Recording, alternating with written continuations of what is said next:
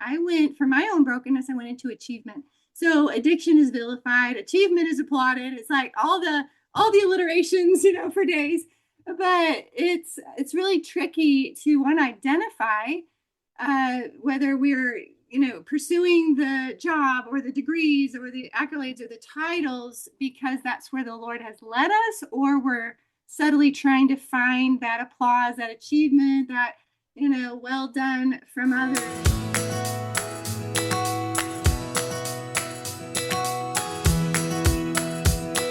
Okay, welcome everyone today to this episode. I'm so excited to be here with Nicole Roth, who is a joy coach. What can be better than that?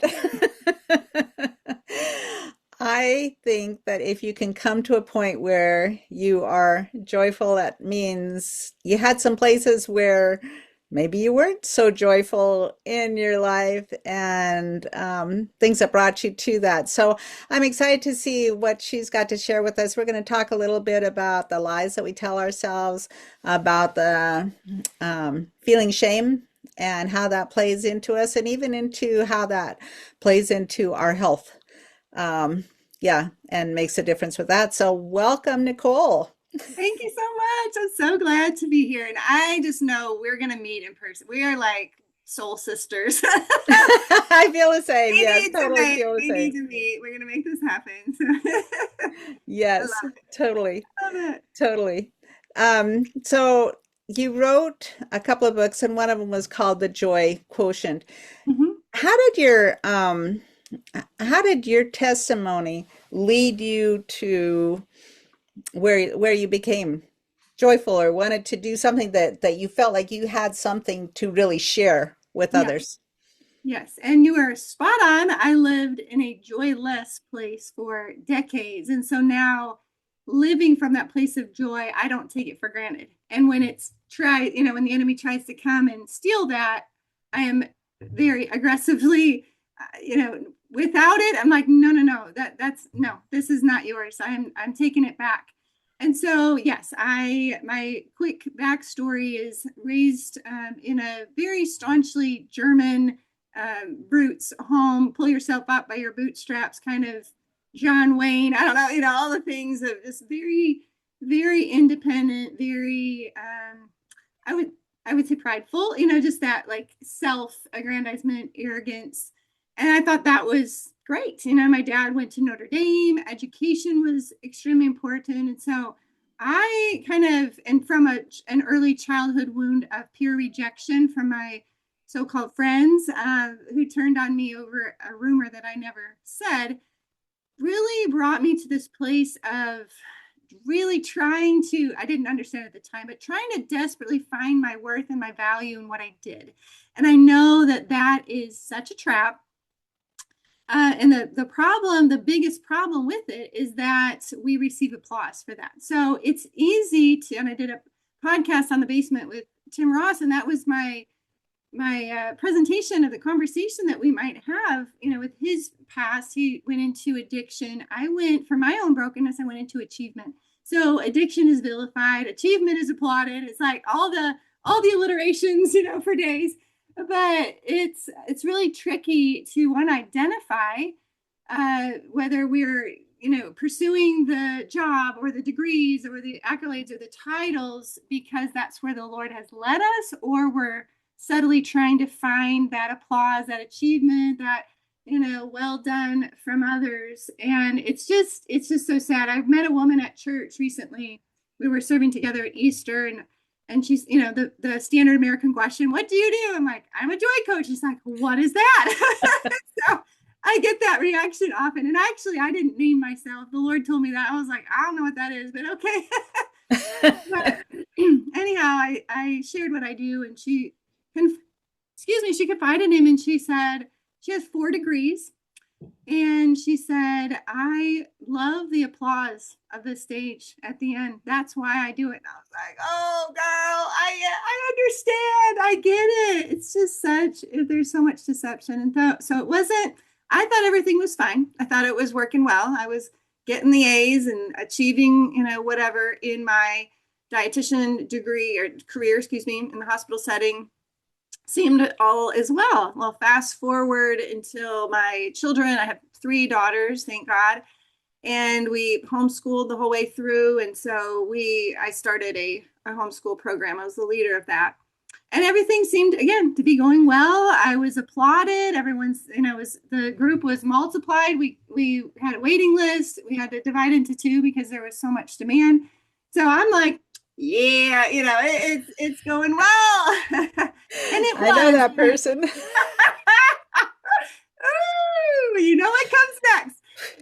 Pride comes before the fall. And so I was on a field trip, no guard up, no nothing. And one of the moms boldly approached me and said, "Hey, can we speak?" I'm like, "Yeah, sure." No, no guard up. And so she's, in a matter of a few minutes, said, "The way that you're leading this group is making women feel like they are never enough, they can't do enough, they can't meet your standards." And I'm like, "Excuse me?" Come again? I don't know what you're talking about. And so I left, I thanked her, and I went home. I sobbed all the way home. And I thought, oh my gosh, who have I become? Like, what monstrous woman have I become in my own pursuit of this type A driven behavior? And so didn't really recognize the fallout. The Lord tried to warn me a while back before that, in a very rare moment of quiet time. I was with him in my closet, and I'm like, I'm going to do this thing. I'm going to sit. I'm going to be a Mary, even though I'm a mover and a shaker. I'm going to sit and listen and hear what you have to say. And he very clearly said, "Cease striving." And I was like, oh, that was you. And I distinctly remember the day when I wrote it in a note. I think it must have been during a sermon or something, but something hit me. It was like, be still. Yes, that's what it translates to. Be Just still. be still. And I was like, Yeah. how do you do that? I wish I would have, in that moment, my testimony could have been, "Lord, you're right. I'm going to go in a different direction. You show me." But unfortunately, I didn't listen to that still small voice. I kept on charging ahead. And so it had to, in his kindness, he had to pursue me in a way that was humiliating, really. So I stepped down from that role and went on a journey. I made my little speech before my group and said, "I don't know how to live other than this. This is all I know, but I'm willing to learn." And so goodbye. And so we left, and just the Lord is so kind, when we're ready to listen, ready to learn a new way, but to learn how to abide, to learn how to rest, to learn to give the reins, to learn to trust, dependent trust, all new. Like I have no idea how to do any of this stuff, but I'm willing to learn. So It's like every other change, though, it's got to be one step at a time. Absolutely. It just has to be one step, and some of those steps are the wrong steps, and so you learn from them and Absolutely. you go back. Oh, 1,000,000%. But what a precious thing that your friend felt bold enough I tell you, I to have have seen that conversation with you. times, absolutely. And I've done that when the Lord has brought things to my mind. I'm like, gosh, I've got to say something. And so I encourage anybody listening, and if you have not in a place of meanness or whatever, but from a place of love, if the Lord is leading you to have one of those hard conversations, do it. Do it, do it, do it, do it in love. You'll never know the outcome. And this is literally changing not only my own lineage and my own daughters, my relationship with them, because I was driving them, shockingly, in our homeschool. You got to do this, and you got to be this, and you got to make me look good, essentially. But also, don't you think part of that is what are the voices that are telling us we have to do that? Because there is those voices that come that I have to do this to be a good mom, or I have to do this to be a good yes, and it's gotten so much whatever. worse. I have to do this to Yes. because nobody else is doing it. So, and it needs to be done. And so, where are those voices coming from? And do we really need to listen to them? And I think that's a point of transformation is when you stop and go, oh, and usually it's, yeah, but, right? Absolutely. Yeah, but No, accept that. totally. It is such a huge thing. And I'm very simple. I just think of very simple, small pictures and like just simple things.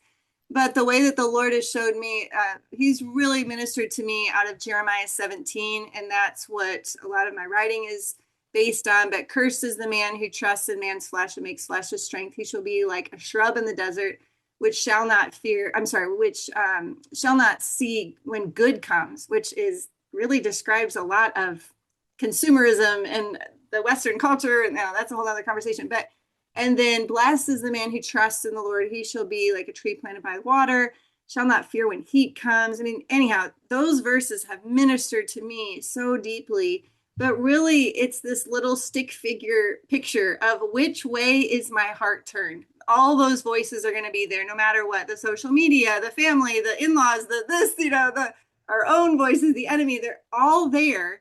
What are we going to do with them? Are we going to listen to that first before we go to the Lord and know our identity, his love, his grace, all of that? And so that little shift of which way is my heart turned today, this moment, and am I being, with shame or fear, or whatever, the people pleasing, anyhow, I talk about the 4 Ps a lot. In the book, I had 3, but a client, one-on-one client I worked with, she said, no, there's 4. I'm like, tell me, what's the 4th one? And she said, pretending. So it's performance, perfectionism, people pleasing, and pretending. These patterns that we fall into, and those are all forward facing. It's, to the people, to the crowd. What do I need to do next to keep everybody and all the plates spinning and all the things happy? It's like it's a trap. It's a complete trap, and it only And I ends. had that conversation with my daughters, or 2 daughters are Uh-huh, visiting right now, and one of them uh-huh, we had a long talk, heart to heart about being a people pleaser, which she is not at yeah. all. I mean, she Mm-hmm, is free to just say no and mm-hmm, not to mm-hmm, whatever, but that mm-hmm. that what is the root of doing that? And then we started talking about really how much of that plays into like the 5 love languages. So part of it is words of affirmation. I love words of affirmation.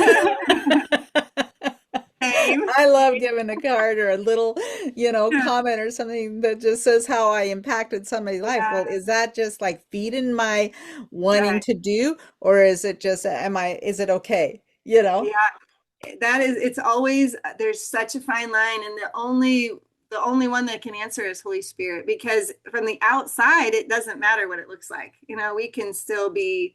And in the marriage class I teach called Cherished, we talk about that and how, are we using these love languages as, like a manipulation tool? Well, you need to do like an idolatry, like you need to do this for me so I'm okay. Otherwise, you're a bag of scum. It's like, or maybe the Lord wants to do that for us predominantly. And so I teach cake and icing. I know that the Lord has to be our cake, and he needs to be the one that first fills us up, gives us those accolades. But even quality time. It's like, Lord, let's spend time together. Let's go on a hike. Let's go on a walk. Let's go on a bike ride. And then if my husband is able to do that, that's icing. That's great. But if I make him my cake, I will end in misery. I will be in idolatry, and nothing will go well for either of us, because Right, it's such a right. trap. Yeah. Talk about where shame enters into this.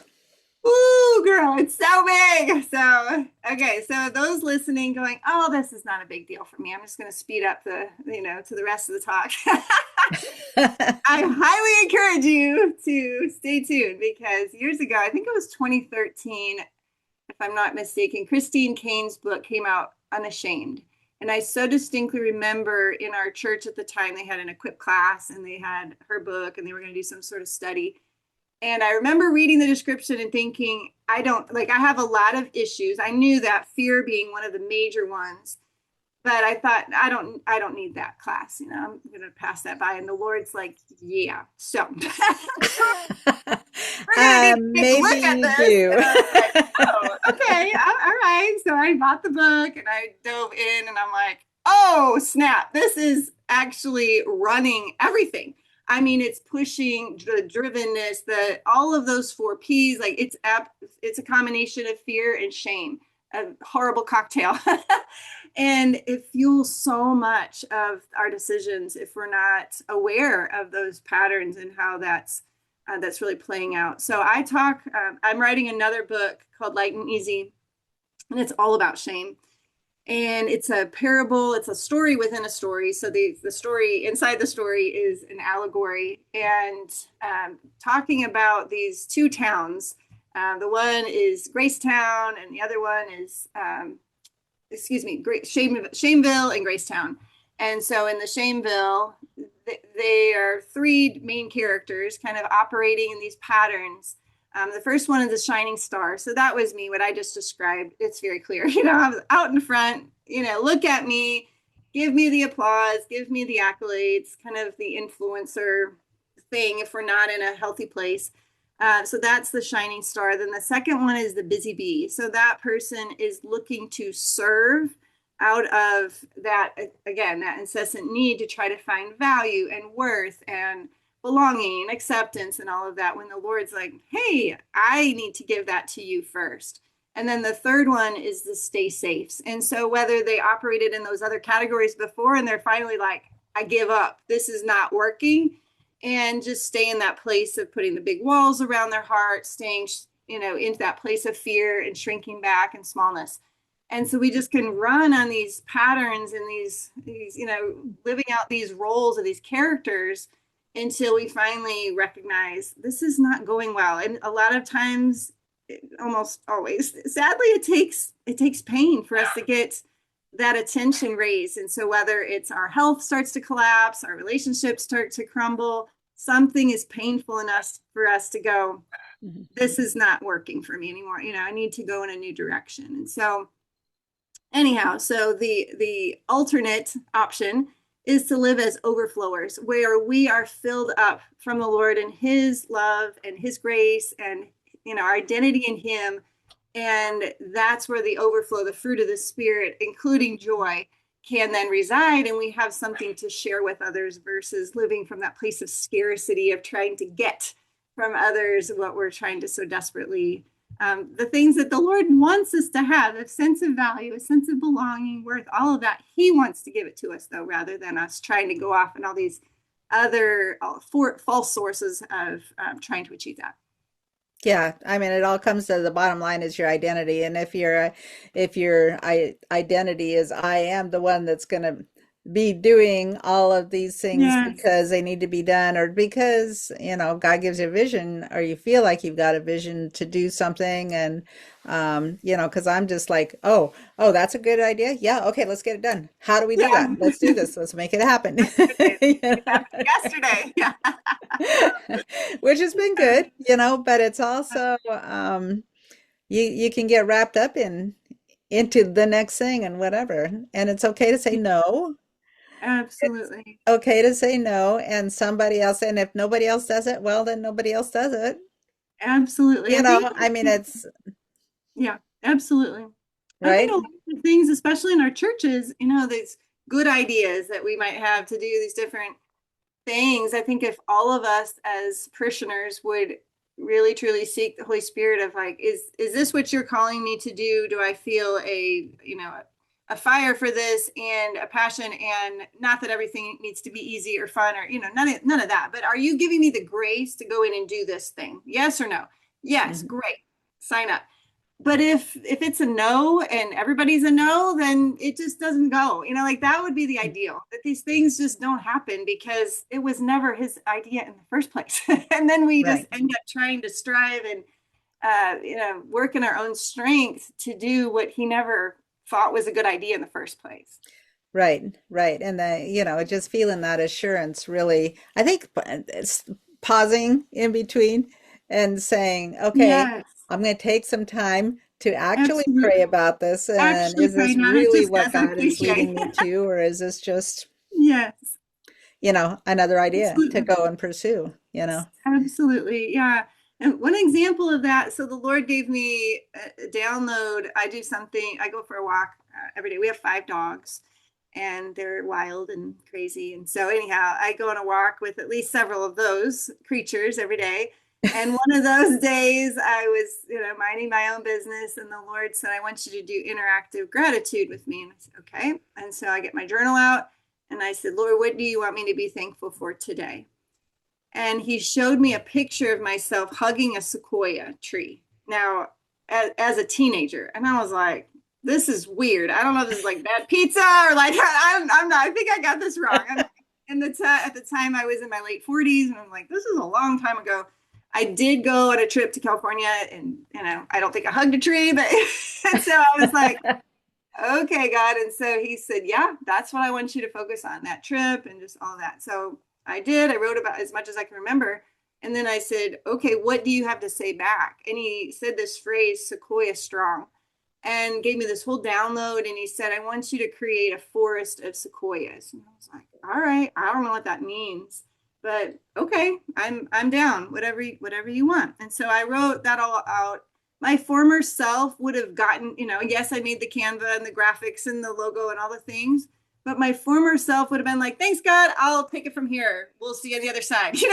Like this, so even if we have the vision, if he's not given the directives of what the next steps are, again, we can go right back into that mode of self-sufficiency and striving, and it does not produce any good fruit. So I just made the thing. He downloaded many things about that. I just created the Canva stuff and put it on the Canva shelf and like awaiting further instructions. You're going to tell me what this is. This is not my thing. So you're going to tell me. And he does. He keeps telling me what's the next step. Now I'm on Substack and creating that there. So anyhow, but it's so peaceful because it's not my thing. And I don't need to strive to make it happen. He's going to make it whatever he wants it to be in his timing. And he's going to get the glory because I'm like, I had nothing to do with any of this. So if we do that in every aspect of our lives, like this was not my idea, and you're going to make it happen and you're going to get the glory. Everything, wash, rinse, repeat. Like that's a great way to live. And so that's what my book is about. Like that's what we're invited into. And it's not easy for sure, but that's the goal, is to live from overflow and abundance and rest and margin rather than scarcity and striving and pressing and pushing and all of this that does not work, doesn't give us. Well, that's how this podcast started, was just God dropping. Like, I want you to do a faith-based one because I was Yeah. already doing a secular one, and Uh-huh. it's just like, really? Because I think I have enough things on my plate that you've asked me to do already. So, because I was in the middle of writing 2 books at the Yeah. time and doing that and living life, and Sure. And I Yeah. was like, oh, okay, because I had interviewed somebody that should have had a faith story, and I limited myself to not do it. So I was like, oh, Yeah. yeah, okay. But it just Yeah. like, even when I started the first podcast that he asked me to do, and I just like, I don't know anything about a podcast. I mean, I listened Yeah. to him, but what does that mean?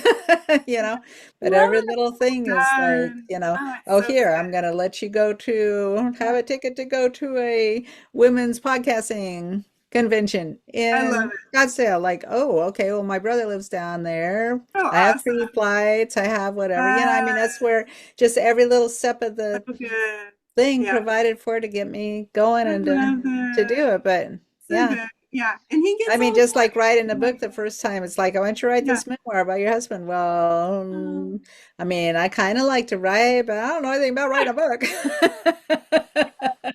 it's so good. But I You think know, it's I think when you him. step out, if you really truly are listening, and Yeah. you know when God's telling you, and it's not just Absolutely. some idea or something, like that, and you Yeah. really step out, you just take one step at a time and see where he goes with Absolutely. it. Because Yeah. if he wants you to do it, he's going to lead you in his Absolutely. He's timing gonna to do it provide too, everything. Yeah. right? Yes. Yeah. I just had my first women's retreat, and the weather was, it was going to be or it was, I should say, Broken Bow, Oklahoma. And we'd been planning for months and months. And upon the week coming to the event, looking at the forecast, it was supposed to be not only rain every day, but thunderstorms. And we're doing fly fishing, we're hiking, like, and so my co-host and we prayed, and I'm like, Jesus, you have a problem. Like, I don't think this is what you want for your daughters. If this is what you want, great. But I don't think it is. So I am asking for sun. Like, we don't want any rain. And girl, I'm not kidding you. It was so amazing. Not only did it not rain, it was sunny the whole time. We got to do all the things. It completely shifted the entire forecast. We have screenshots of everything to sun. And so I'm just like, Lord, it's just the best way to live. It's this light and easy life. It's like, this is not this is above my pay grade. So I'm taking this to you because this was your thing to begin with. So you have a problem.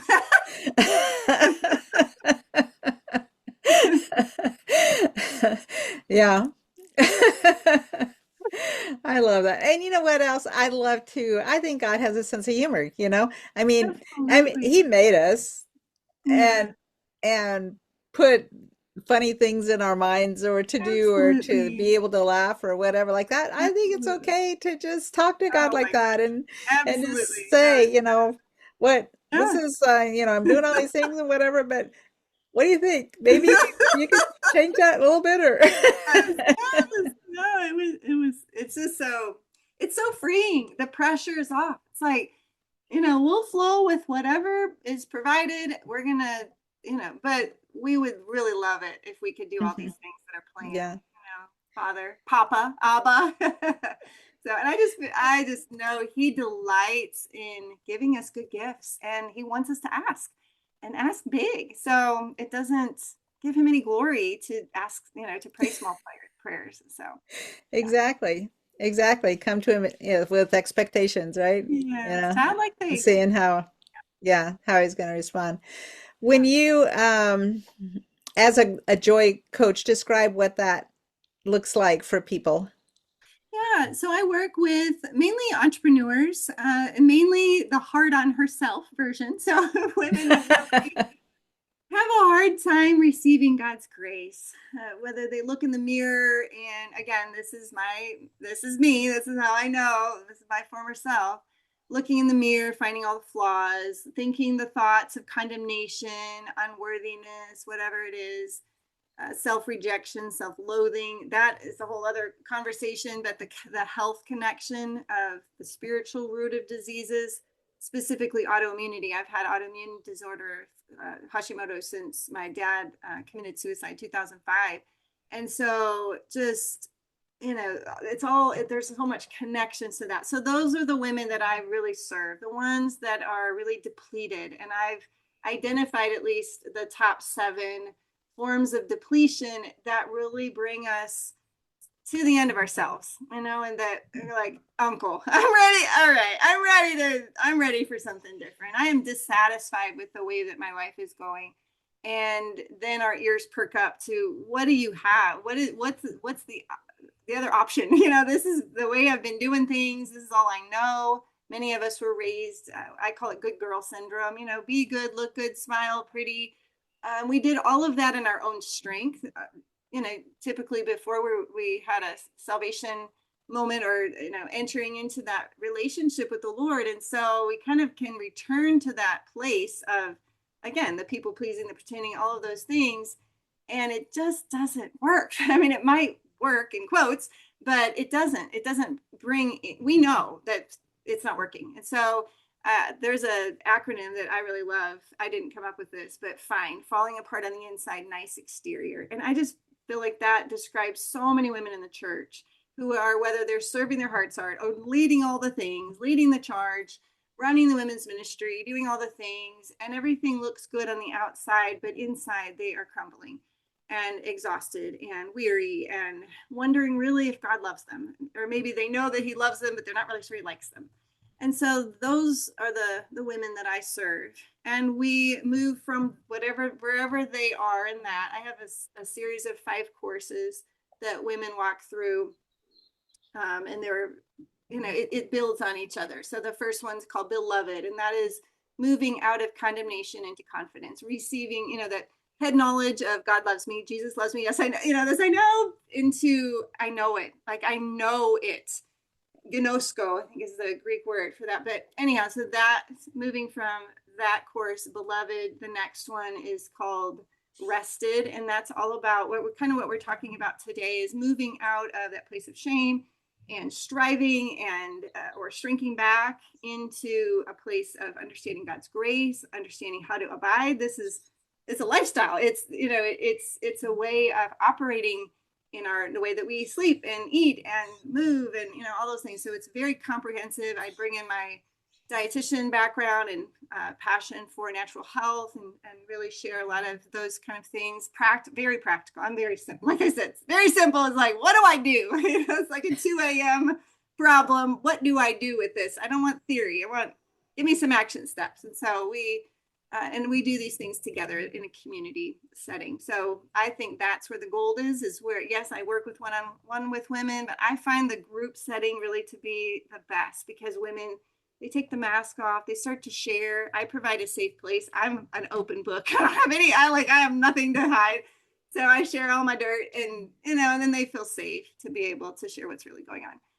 And so from there we move into, and these have the courses have retreats connected to them. So that retreat that I just mentioned is called Permission to Pause. And then the first one that goes with the Beloved course is called, it's a Sanctified Slumber Party. So it's a long weekend, just fun, spa time, girl time. Just take the mask off. Know that you belong in this community. You're not on the outside, because that's what the enemy wants to do, is so you don't fit, you don't belong here. And we don't believe that. So anyhow, and then the third one is really attached to the Joy Quotient book that you were mentioning, and really starting to do the battle with the lies. What am I believing about myself? What are the idols that I am serving, unfortunately? And then taking those out, taking them down. And the retreat that goes with that is more of an adventure, like nature, national park, or other nature adventure thing, where we're actually doing something that's challenging together, and overcoming. And then the fourth one is called Cherish. That's the marriage course.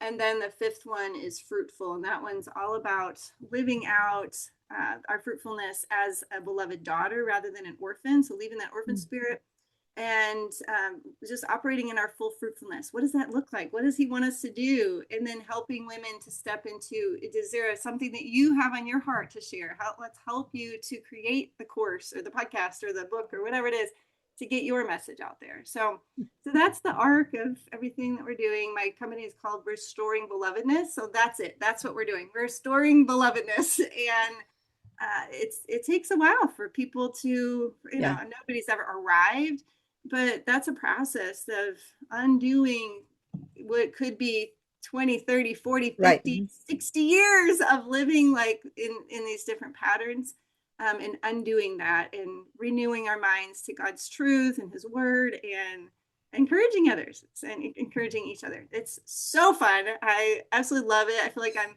over on the bleachers with my popcorn and just watching what God's doing. And not only in my, the ladies that I serve, but in my own life as well. Because we never, like I said, we never arrive. There's never a Right. stopping point. There's always more. So. So in your book, the Joy Quotient, you have one activity where you're looking in a mirror. Tell us about that, because that's really Yeah. foundational. Oh my gosh, it's so huge. So this first step, and this is really just my own journey, because we can help the best, we can best help those that we used to be. And so I noticed in my own healing journey that first step really needed to be moving from condemnation to confidence. And so the biggest tool that the Lord gave me for that, I call it the mirror moment. And it literally can be 30 seconds, a minute. It doesn't take long, but it's really profound. And this is not self-love, because that's not what the Bible teaches. The Bible the Bible warns us against being lovers of self, but the Bible is also very clear that we also need to know God's love so that we can give it out. So we love because God first loved us. And so if we kind of skip that part and, accidentally just go on to like try to serve the people, it's not going to work. It doesn't, it's just, we're giving out of an empty cup, and it just is never gonna work. So in that first course I mentioned, that's the goal, is to use mainly this mirror exercise. And all you do, it's very simple. Go before the mirror, look yourself eyeballs to eyeballs, and say, in light of God's love, and then say your name. I really, really love you. And I couldn't do that the first time I was invited to do a similar exercise. Absolutely sobbed. And this is very interesting. I was in it was called Health Through Inner Healing. So every woman in that class had a chronic illness. And there were about 15 women. And so we came back the next week to see what the response was from that exercise. And not one of us could do it. And so I didn't understand, again, shame, didn't think I had any. Yeah. That is absolutely at the core, is shame and unworthiness. And so being able to smile at ourselves in the mirror and receive God's love, because he delights in us, that's the goal. And it's so beautiful. And if you master that, and that's no longer a problem or a difficult thing, of how women move on to the next level, and that is to be fully unclothed before the mirror and to say those same words about your whole body. And again, it can be very, very difficult to receive, Powerful. but Yeah. the most powerful thing I've seen to break shame. So, yeah. Very powerful. Oh my goodness. Wow. This has been really good. I'm so glad. It's so fun. So, yeah, boy, we could talk for a lot of hours. So maybe we need to do a series here. I would love it. I would love it. That would be fun. Yeah. What I will put things in the show notes that Yeah. links for people to know where they can find you and Absolutely. follow up and know just even yeah, all the stuff. All the stuff. Yeah. What would you like to leave us with? Oh, I think my biggest invitation, I just wrote an article for Sisterhood magazine, and the title was Let God Love You. And that seems like a small thing, but it's massive. That place, that posture of receiving.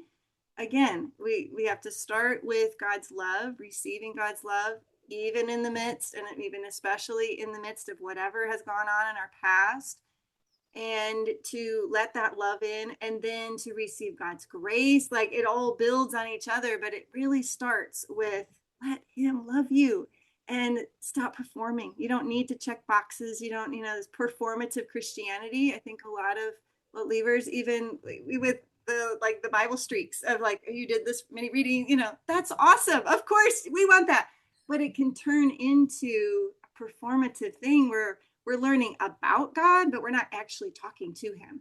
So I have a journaling process. I'm happy to share it in the digital form if you want me to share that, but it's called Encountering Abba. And I've just heard amazing testimonies. I developed this with the Lord because I needed that myself to break out of that performance mindset of my relationship with him. I did my Bible study. I checked the boxes. I memorized scripture. I did the thing. It's like, but did you learn about me? Did you talk to me? Did you hear what I have to say to you? So anyhow, that's the process I take women through, and it's such a delight, such a joy to see what God is doing. And again, it's not my idea. So I also just think that throughout your whole process of as you've been working with other women and going through all that, that has to have changed you as well. oh, 1,000,000%. Yes. I used to have a 6-month long program. This whole process that I'm describing with these 5 courses, it's about a 10-month long process. But I used to have the 6-month long program. And at the end, I didn't know, because the Lord told me to do it. I've created all the things, 20 years of all this healing. I'm like, oh my gosh, all the quotes, all the books, all the, scripture, all the things. And I did it. I'm like, okay, I'm done. And I mean, yeah, the before and after, I actually have a photo of my co-host, Chrissy, that I just mentioned about the retreat. We have a photo of her just 2 years ago that she went through that process with us, and she's not the same woman. Like, the picture, I'm like, oh my word. Her first picture is very, she's a pastor's wife, doing all. She's a busy bee, serving, doing all the things, and just not taking care of herself, not having a voice, not having boundaries, not not knowing her own value. And so she's a new woman, and she is so beautiful. No, she wasn't beautiful before, but just the radiance of her Yeah, confidence. but her spirit is, Yeah, yeah. you could just see it popping out of her photo. And so I'm like, oh my gosh, we need to start doing before and after pictures. This is phenomenal. So yeah, God just does, he does it. And yeah, absolutely. They always say the teacher learns the most. And I'm like, absolutely. I love being challenged in these ways to keep showing up and staying accountable, especially with the marriage course. That's a big deal, because it's so easy to slip into, finding faults and trying to nag and control and all the things. It's like, that's never going to, again, it's not going to produce the fruit that we desire so dearly. So Yeah. Yeah. So good. So, so good. All right. Well, thank you for joining me today. This has been absolutely. lovely. So I yeah. look forward to meeting with you again another time. Awesome. Okay.